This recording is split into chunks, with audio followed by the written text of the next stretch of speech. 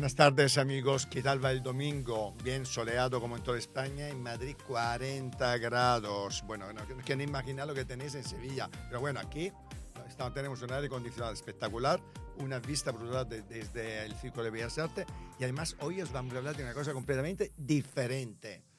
¿Tenéis tapices en casa? No. ¿Sabéis qué es la Real Casa de Tapices? Sí, ¿no? Eso sí que lo sabéis. Pues mira, tenemos la oportunidad de que nos visita el director general de la Real Casa de Tapices para conocer mucho más.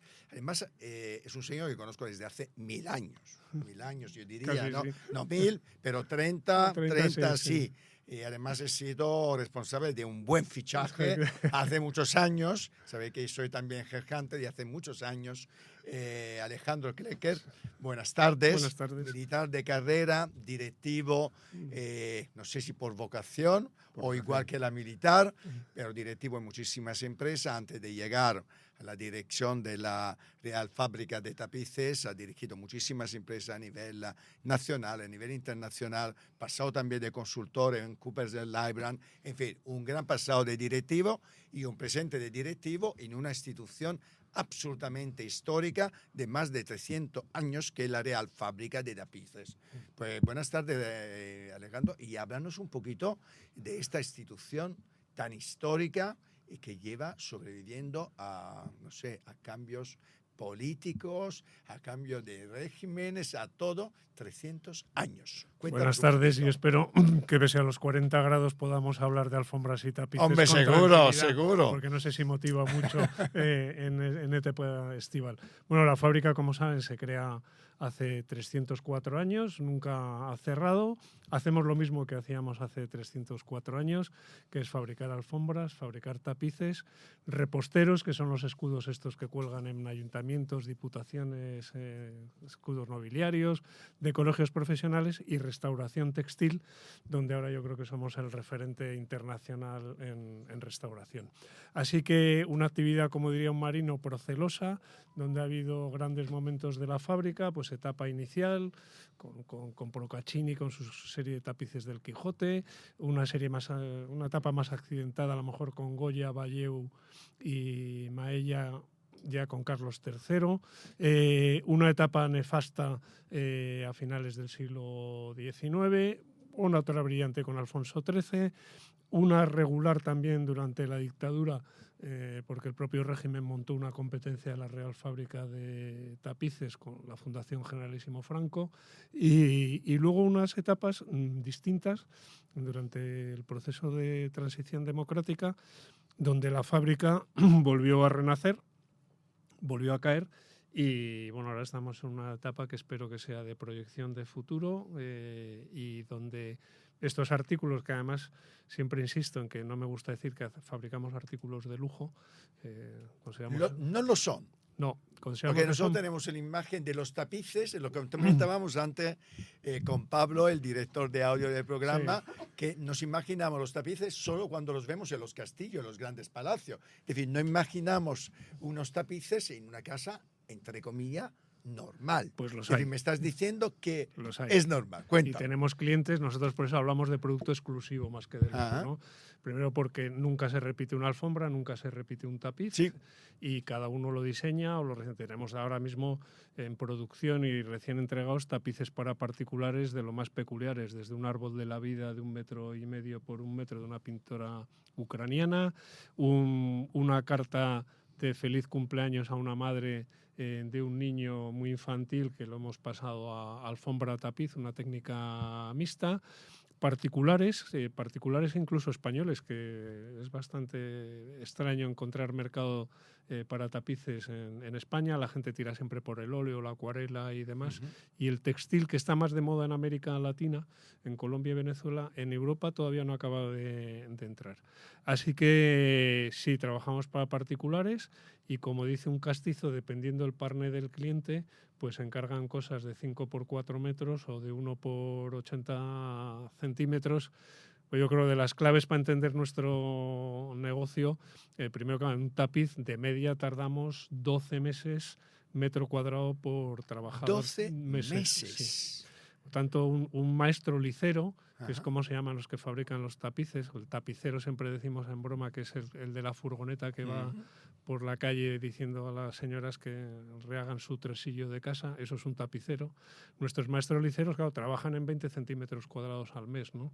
Y ven en gestión, venir de una multinacional a un sitio donde cuando avanzamos bien, avanzamos 6,7 centímetros al mes de altura en los tapices, y si vamos mal 6,4 centímetros, pues nos da idea del nivel de detalle, meticulosidad, y sobre todo que cuando viene gente de Oriente, de Japón, China, India, bueno, el embajador de Japón que vino hace unos años nos dijo, bueno, nunca pensé que los latinos teníais esta capacidad y el amor por el detalle que hay en el tapiz. Pues esto es cultura europea. O sea, austríacos hoy en día, italianos, belgas, españoles, franceses, somos herederos de una tradición peculiar.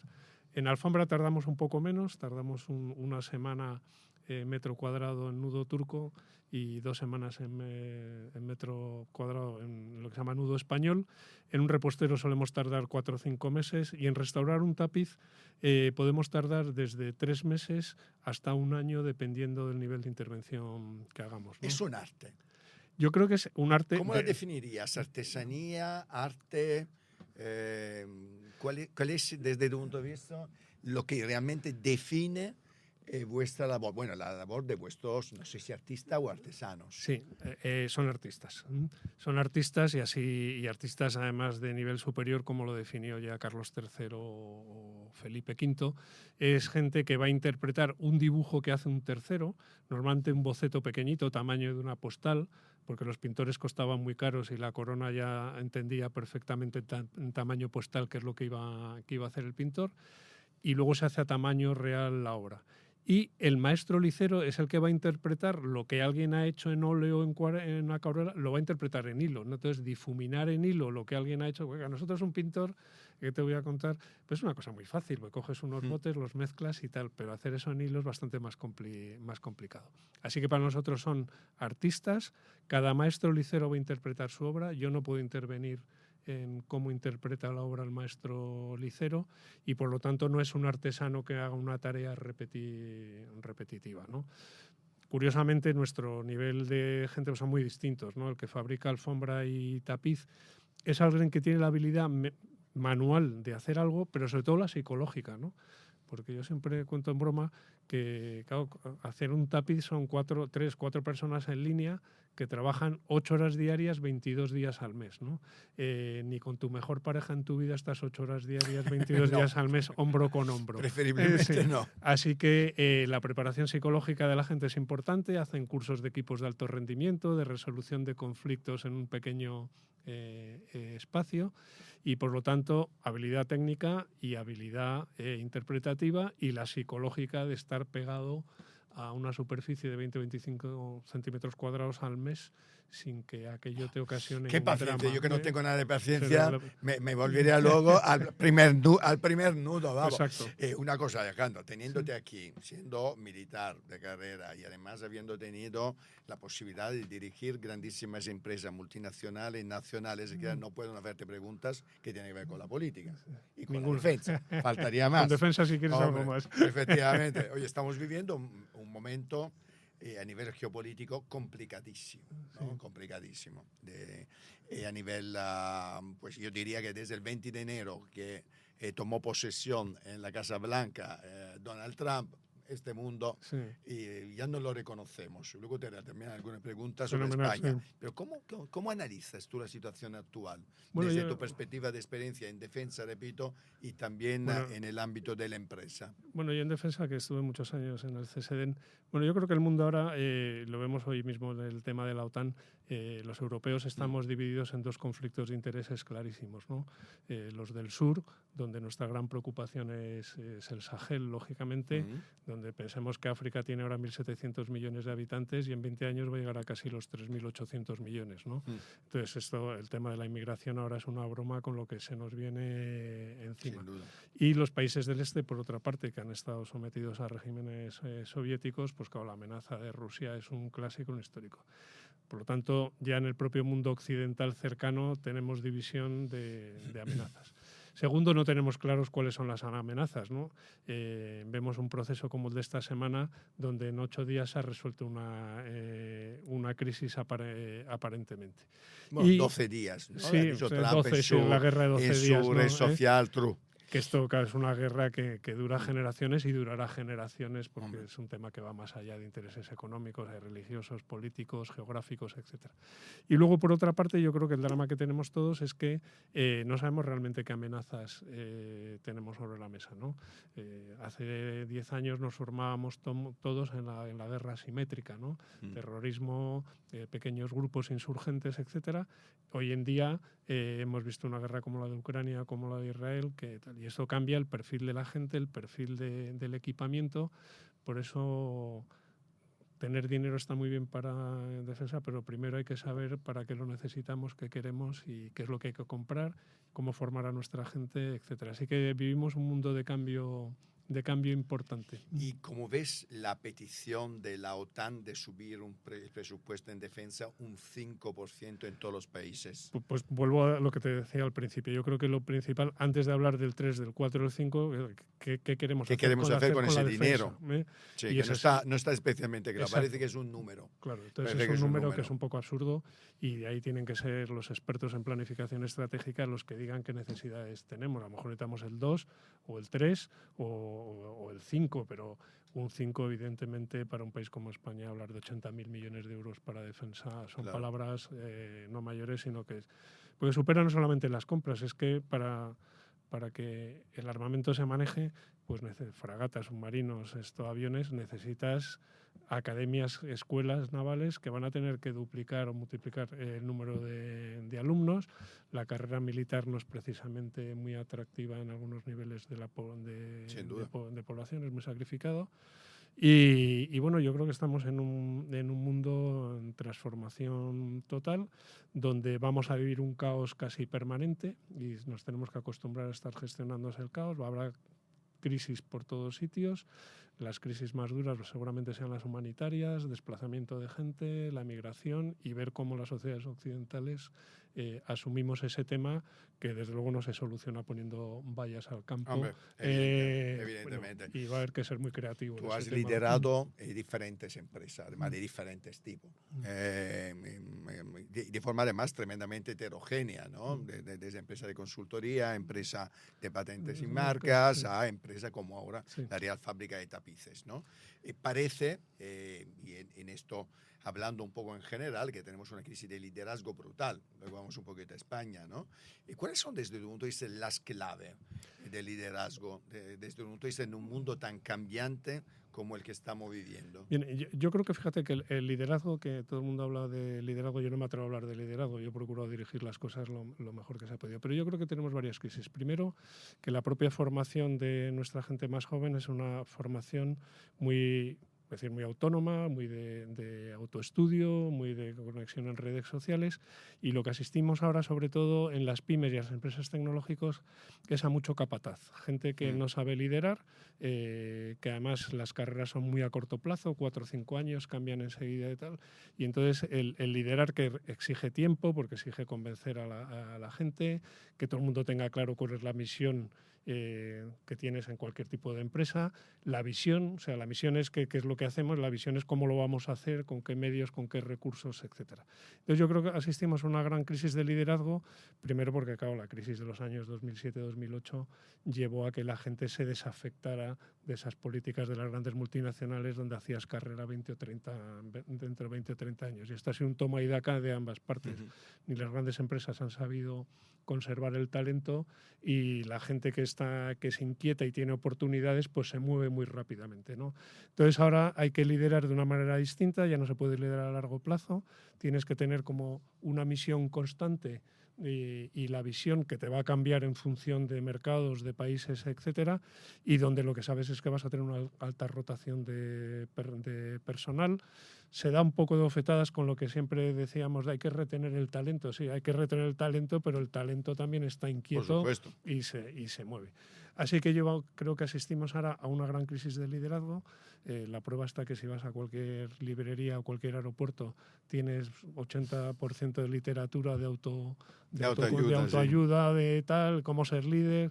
Me hace mucha gracia cuando viene gente a ofrecerme coach y son jóvenes de menos de 30 años que no han gestionado nada, Sí, no saben lo que es gestionar con sindicatos, el pegarte con la subida salarial anual, con los cambios estratégicos de mercado, con cambios legislativos, ¿no? Pues claro. lo vemos hoy en día, que oye, pues tú puedes planificar que tu banco sea X, pero luego hay directrices políticas, económicas, europeas, así que el entorno además que tenemos legislativo y administrativo es muy duro Muy complejo. y el margen de maniobra que tienes es relativamente poco, ¿no? Sí.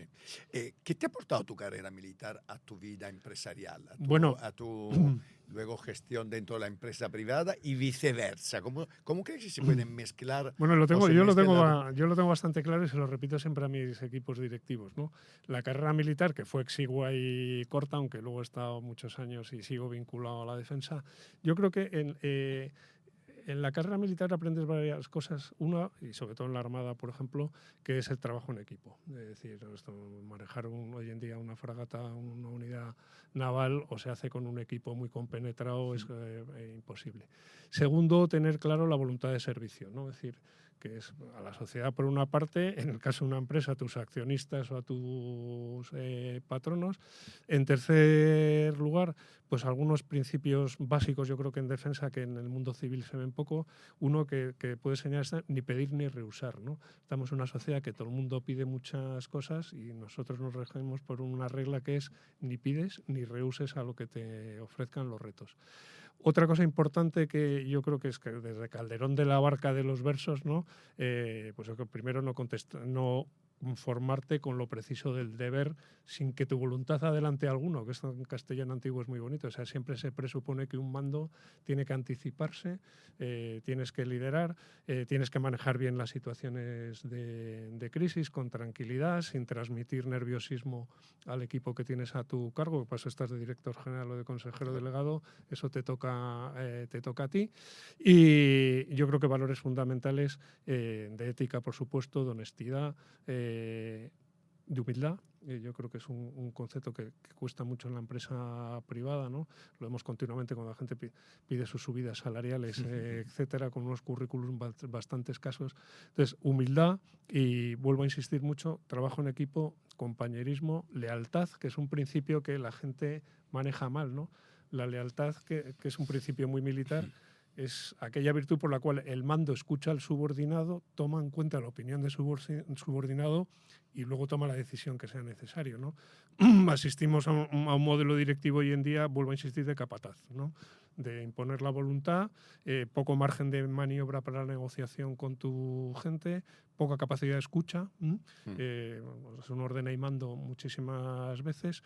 Y fíjate que las reales ordenanzas de Carlos III, lo primero que dicen es que la disciplina consiste en el arte de explicar a tus subordinados por qué tomas las decisiones y garantizar que han entendido. O sea, la disciplina no es el sí señor que vemos en las películas americanas, ¿no? Así que yo creo que se aprende mucho y yo creo que la vida civil pues te aporta otro tipo de cosas como es flexibilidad en la gestión, el margen de maniobra que puedas tener, que no estás a veces tan encorsetado por la propia estructura, que puedes cambiar la estructura, que eso es importante. Claro, en una unidad militar, en una división, en un regimiento, pues las cosas vienen muy dadas y el cambio cuesta mucho hacerlo. Y eso yo creo que en la empresa sí que podemos. Puedes hacer más cosas. Hoy has hablado de valores, de ética. ¿Y por qué llega tanto chorizo a la vida política? Bueno, yo creo que A propósito de valores para los y que ética. bueno, yo creo que se está produciendo un fenómeno de desafección de las élites de todo tipo, universitarias, académicas, etcétera, que huyen de la política porque es un entorno muy, muy hostil, muy agresivo, donde la mayoría de la gente, digo la mayoría, porque por supuesto hay gente con valores y tal, pero bueno, lo ven como una salida a veces fácil, de bueno, pues empiezan las juventudes de X partido de tal, me hago luego concejal, de ahí paso a diputado regional y de ahí paso a diputado Parece nacional. Que tienes solucionada la vida, ¿no? Exacto, sí. Que tienes un sillón y un sueldo. Exacto. Y yo creo que en los países latinos pues no tenemos digamos, la rigurosidad, que a lo mejor es un tema que podíamos hablar de esto hasta de Weber, ¿no? De ética protestante y el espíritu del capitalismo. A lo mejor los del norte tienen una mentalidad distinta a la nuestra. Yo he conocido también chorizos en Sí, Escandinavia, sí. ¿eh? Y yo también, sí. Sí, corruptos, he conocido también en Escandinavia y lo que pasa más unos cuantos también. Lo que pasa es que son un poquito más, ¿cómo te puedo decir? Versallescos. Yo les llamaría finos. Versallescos. Sí, exacto, sí, son más finos. Aquí somos más de Torrente. Exacto. Ahí somos, incluso aquí somos de Torrente, en Italia somos de mafia y en el norte son más... Sí. Son Exacto, un poco más finos, tienen más finos. Sí, un poquito. Y luego sistemas judiciales son más ágiles, con lo cual sí, efectivamente. Esto liberas Agiliza las situaciones poco más rápidamente, ¿no? Sí, pero ¿tú crees que es evitable esto? Porque claro, ahora mismo estamos en una situación en la cual un gobierno, es actual, llegó justamente al poder una moción de censura por el Gürtel, ¿no? Que condenó el Partido Popular. Ahora resulta que tenemos el PSOE y tenemos un caso que, en fin, no sé cómo va a acabar, de supuesta corrupción de 2 ex secretarios de organización, nada más y nada menos, del Partido Socialista, y un señor que no sé qué hacía el señor Coldo, pero bueno, estaba en medio, ¿no? En fin, que parece que no tenemos salida a un sistema corrupto. Yo, sin juzgar a unos y a otros... No, yo no quiero juzgarlo. Pero, de hecho, te lo pregunto desde creo... la lejanía que te da una posición, no de lejanía, porque como ciudadano seguro que sufres la política como todos. Institucionalmente tengo patronos de todos los colores, ¿no? Yo soy optimista, ¿eh? Yo creo que esto, la vida... Eduard Carr en su metodología de la historia ya decía que esto es un serrucho donde hay picos que avanzan y retroceden, ¿no? Y el péndulo yo creo que volverá a su justo. Sí, yo confío... Yo también como optimista. Yo confío que los partidos, sobre todo los dos grandes partidos, les toca una reflexión importante. Muy importante. Y creo que la harán porque si no esto no tiene... Si no se acaba como se acabó en Italia en el 92, que desaparecieron los unos y los otros. Por casos de corrupción parecido a lo que estamos viendo. Volvemos a los tapices. ¿Tú tienes tapices en tu casa? No me lo he podido permitir el lujo. Vale. Y la única vez que heredé... Claro, ahí va yo, saber los precios. Y otro problema que tenía, que era que cuando los heredé con mi familia, mi abuela de ascendencia de Amberes, el tamaño, claro, que este es el gran problema de los tapices. Pero tú has dicho que también hay pequeñitos. Por eso, hay que acudir a hacer tapiz pequeño. Pero la gente siempre que ve un tapiz se imagina ahí el Palacio de la Granja, el Palacio Real, la Galería de Colecciones Reales, 7 metros por 3, y bueno, eso no lo meto en mi casa ni tal. Entonces, evidentemente, por eso uno de los procesos que hemos hecho en la fábrica en estos años es cambiar el modelo totalmente, y lo que hemos hecho es acercarnos primero a los decoradores de interior, que son los que tienen bastante opinión en esto, ¿no? Sí, señor. Y esa ha sido nuestra misión, es decoradores de interiores, conocer la fábrica y ver que se pueden adaptar a la producción a cualquier tipo de tamaño de superficie.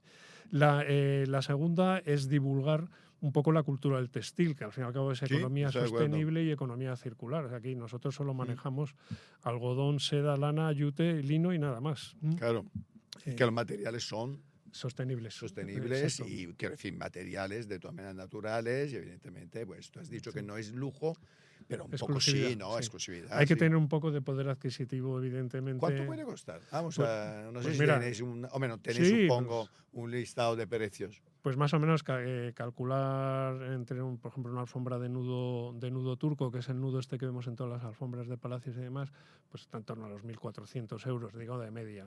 Los hay más barato y un poco más caro. El nudo español sería casi el doble. Si lo comparamos, por ejemplo, con el nudo bereber que se hace en Marruecos, es más caro que nosotros y está hecho en el Atlas marroquí. Vamos, que una alfombra de 5 metros por fin te puede costar 20.000.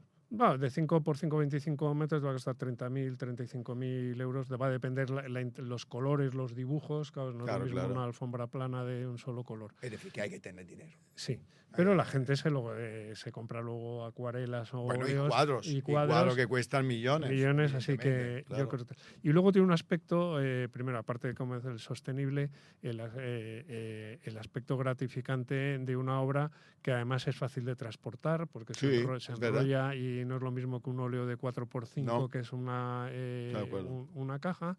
Y sobre todo que el cliente ya sea el decorador de interiores o el cliente final, va a interactuar mucho durante el proceso de producción, ¿no? Porque el maestro licero va a consultar colores, va a consultar tonalidades, los matices que hay que dar, y luego pues que el cliente tiene que aprender un poco de tapiz. Todo el mundo sabe algo de acuarela, de carboncillo, de óleo, pero de tapiz la gente no tiene ni idea. Entonces ahí siempre damos unos consejos, ¿no? Para ver un buen tapiz, por ejemplo, pues hay que fijarse en las caras, ¿no? Las caras es lo que te va a dar la calidad de un tapiz, porque un maestro licero, para aprender a hacer una cara en un telar, va a tardar de 20 a 25 años. Wow. Oye, ¿y quién es vuestra competencia a nivel internacional? Sí. Porque a nivel local no tenéis, evidentemente, pero a nivel internacional, A nivel internacional, ¿con quién competís? sí, tenemos ahí un competidor de referencia que además es un competidor y un gran cliente simultáneamente, que es Gobelinos o Gobelins en Francia, que es una institución pública, es un organismo autónomo de mobilier nacional que fabrica tapiz con una técnica distinta a la nuestra. O sea, si viéramos un tapiz francés, veríamos que hace muy bien un Kandinsky, un Mondrian, un Miró, un Picasso, porque en la urdimbre, que recuerde la gente que es la parte vertical del telar, ellos van a trabajar en vertical. En la fábrica trabajamos en vertical y en horizontal, con lo cual no hemos perdido la técnica de difuminar en hilo. Así que Gobelinos en parte es competencia. O sea, si tuviéramos que hacer un Mondrian, seguramente acudirían antes a ellos que a nosotros por coste y por precio. Pero es que luego nosotros somos la unidad de restauración de todos los tapices de Francia desde hace 3 años. O sea, todos los tapices de mobilier nacional, que es como el patrimonio nacional francés, se restauran en la Real Fábrica de Tapices. Bueno. Qué bueno. Es decir, que no tenéis competencia. No, yo creo que ahora mismo a este estilo como hacemos no. Bueno, fantástico. Pues Alejandro, muchísimas gracias por habernos acercado a tu mundo. Pues yo, aquí acabamos siempre con un minuto de oro para que te dirijas a tu público. Bueno, en fin. Yo les invitaría, en primer lugar, a visitar las grandes colecciones de tapices que hay, que merece la pena, en cierto, España. no lo he dicho, pero y empezaría, por supuesto, pues los tapices de Pastrana en Guadalajara, los de La Granja, los de la Galería de Colecciones Reales, los que tenemos en el Real Alcázar de Sevilla, para entender un poco cómo se hace. Y en alfombras, que la gente pues huya de varias cosas, ¿no? Yo siempre digo en broma que no se puede tener en una casa un suelo de radiante, ¿no? De hilo radiante. Lo que hay que tener es una buena alfombra que es acogedora, la enrollas en verano y te la quitas de medio y no te da problemas de mantenimiento ni nada por el estilo. Así que yo creo que invitar a la gente a que conozca las grandes obras de tapiz, donde España, por la etapa que tuvimos los territorios de Flandes sobre todo, somos la gran potencia de la historia del arte de los tapices, ¿no? Pues muchas gracias, Alejandro.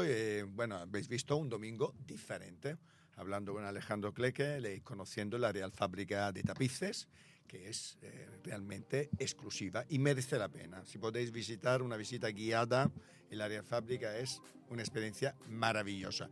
Y os dejo con Miguel Ángel San Juan y la agenda del Círculo, y nada, os deseo que paséis el resto de domingo que queda estupendamente. Chao. Muchas gracias.